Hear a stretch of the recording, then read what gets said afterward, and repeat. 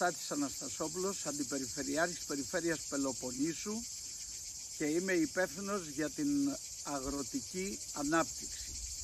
Η Περιφέρεια Πελοποννήσου που βρίσκεται στην Ελλάδα προφανώς έχει πληθυσμό 540.000 κατοίκους, εκ των οποίων το 25% ασχολούνται με την αγροτική παραγωγή, παράγουν δηλαδή αγροτικά προϊόντα και με την μεταποίηση αυτών των προϊόντων. Εδώ παράγονται ελαιόλαδο, βρώσιμες ελιές, λεμόνια, πορτοκάλια, κρασιά από τα αμπέλια μας, έχει κρέατα, τυροκομικά προϊόντα, αλλιεύματα και πολλά άλλα προϊόντα όπως κυπευτικά και άλλα. Θέλω να πω ότι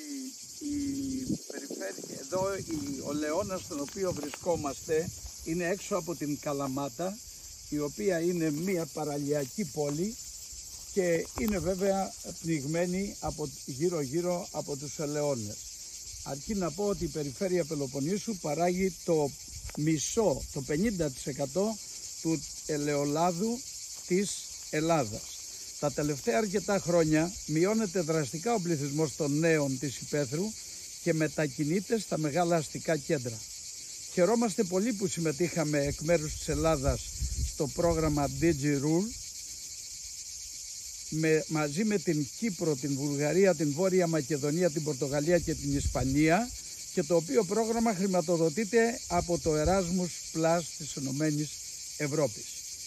Μας εξέπληξε πολύ θετικά το περιεχόμενο της εκπαίδευσης DigiRule για τις αρχές marketing και management, τον σχεδιασμό και την δημιουργία ιστοσελίδων, την χρήση μέσων κοινωνικής δικτύωσης για την προώθηση των επιχειρήσεων και το ηλεκτρονικό εμπόριο.